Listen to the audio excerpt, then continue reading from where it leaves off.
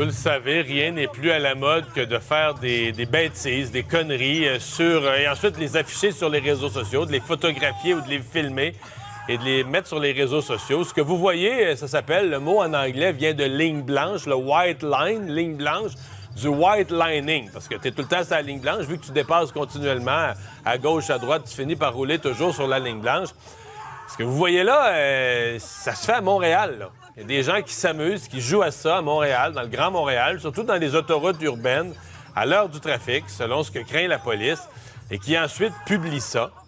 Alors, on se demande même s'il n'y a pas un accident grave là, des derniers jours où un automobile a presque volé. Là. Est-ce que ce ne serait pas de ça? On n'est pas certain, mais on craint ça du côté des policiers. Bertrand Godin, pilote automobile, est avec nous. Bonjour, Bertrand. Hey, bonjour, Mario. Est-ce que j'ose te demander si c'est risqué comme comportement? Poser la question, s'y répondre, c'est certain que c'est complètement illogique. J'appelle ça l'incompétence qui rencontre lorsqu'on est indiscipliné, c'est l'indiscipline qui rencontre l'incompétence. C'est simple. Lorsqu'on regarde ce genre de situation-là qui met à risque la population, écoutez, j'en ai fait des folies sur la route, ok, mais jamais lorsqu'il y avait des gens autour. Et par la suite, j'ai été sur un circuit pour montrer, parce qu'il n'y a rien de glorieux à passer monsieur et madame Tremblay qui s'en vont faire leur épicerie. Et puis, on voit que ces gens-là sont complètement hors contrôle psychologiquement. Donc, c'est le genre de situation... Ça, hein? Le pilote en Formule 1 ou dans une autre formule est dans un état de calme, un état de puissance, une force psychologique assez unique pour être encore... Et malgré tout, c'est risqué, là. Mais là, quand tu cries dans l'auto, de la musique, peu importe, t'es même pas dans un état d'esprit. Il n'y a pas d'état d'esprit pour rendre ça sécuritaire, mais je veux dire, il me semble que t'empires encore le cas. T'es dans un état comme de folie, là. Il y a 5 péchés capitaux en conduite. La première, c'est l'impulsivité. On voit que ces gens-là sont impulsifs.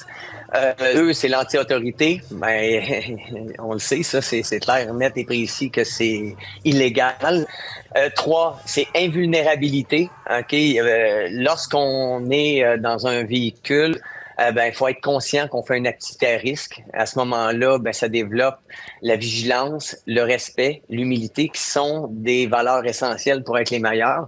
L'autre, c'est macho. Quand tu veux prouver aux autres que tu veux que t'es bon, regardez le petit gars qui s'en va, regarde maman, je conduis d'une main, regarde maman, je conduis pas de main, regarde maman, je conduis plus de dents.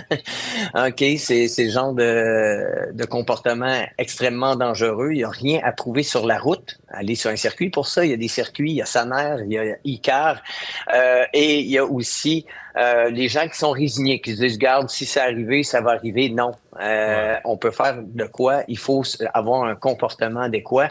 Et le pire là-dedans, c'est que on argue même les policiers, je lisais sur le sujet, et on se fout carrément des lois et de la police. Bertrand, je voulais te la poser la question. On se fout de la police parce qu'on se dit, c'est incroyable, mais c'est ça le raisonnement. On se dit, c'est tellement dangereux ce qu'on fait pour tous les autres, de tuer du monde, de tuer tous les autres automobilistes, c'est tellement dangereux.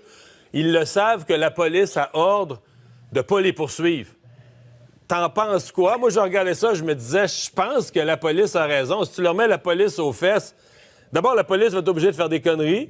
Eux vont aller encore... À mon avis, tu augmentes encore le risque qu'il y ait des morts, là, des morts des innocents, un enfant, n'importe qui dans un autre... Et je comprends la police, c'est toute une situation qui crée, là. Oui, le problème, c'est que lorsqu'il va y avoir un accident mortel causé par ce genre de comportement-là, vous savez, souvent, on incombe la responsabilité d'une poursuite aux policiers, alors que ça devrait être la personne qui se sauve qui devient responsable de la poursuite. C'est le cas, naturellement, aux États-Unis.